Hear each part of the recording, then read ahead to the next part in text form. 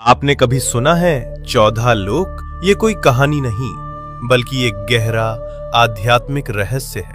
हमारे ब्रह्मांड में कुल 14 लोक माने गए हैं, 7 ऊपर और 7 नीचे।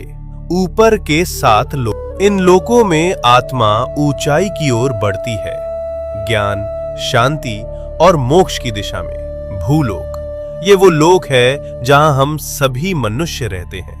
इसे मृत्यु लोक भी कहा जाता है क्योंकि यहाँ जन्म और मृत्यु का चक्र चलता रहता है। भूवर लोक, ये लोक भूलोक और स्वर्ग लोक के बीच स्थित है। ये ऊर्जा रूपों का क्षेत्र है जो भौतिक और दिव्य लोकों को जोड़ता है। स्वर्ग लोक, देवताओं का लोक, जहां इंद्र और अन्य देवता निवास करते हैं। अच्छे कर्म करने वालों को मृत्यु के बाद इसी लोक में स्थान मिलता है, जहां सुख, संपत्ति और आनंद की अनुभूति होती है। महरलोक, ये दिव्य ऋषियों, तपस्वियों और महान आत्माओं का निवास स्थान है, जहां वशिष्ठ और विश्वामित्र जैसे महान ऋषि तपस्या करते हैं। जनलोक, इस लोक में वे आत्माएं निवास करती हैं जिन्होंने ज्ञान और ध्यान में परम सिद्धि प्राप्त की होती है।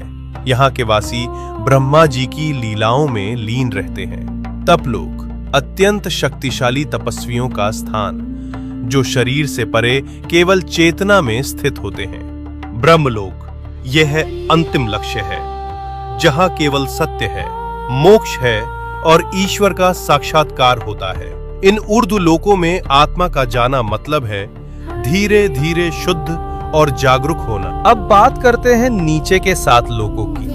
यहाँ भोग, मोह और भ्रम ज्यादा होता है। अतल लोक, राक्षसों और मायावी शक्तियों का घर।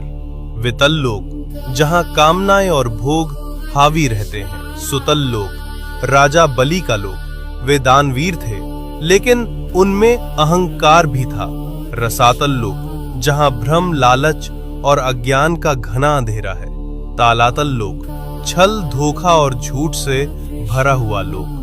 महातल लोक, जहां अंधकार और अहंकार का बोलबाला है। पाताल लोक, सबसे नीचे का लोक, तामसिक ऊर्जा और इच्छाओं का केंद्र। लेकिन इन सब का मतलब सिर्फ बाहरी दुनिया नहीं है। ये 7 लोक हमारे भीतर की नकारात्मक सोच और कमजोरियों का प्रतीक हैं। तो जब हम सच्चाई, भक्ति और सेवा में लगते हैं, हम ऊपर के लोकों से जुड़ते हैं, और जब हम लालच, मोह और गुस्से में फंसते हैं, हम नीचे गिरते हैं। सोच बदलो, लोक बदल जाएगा।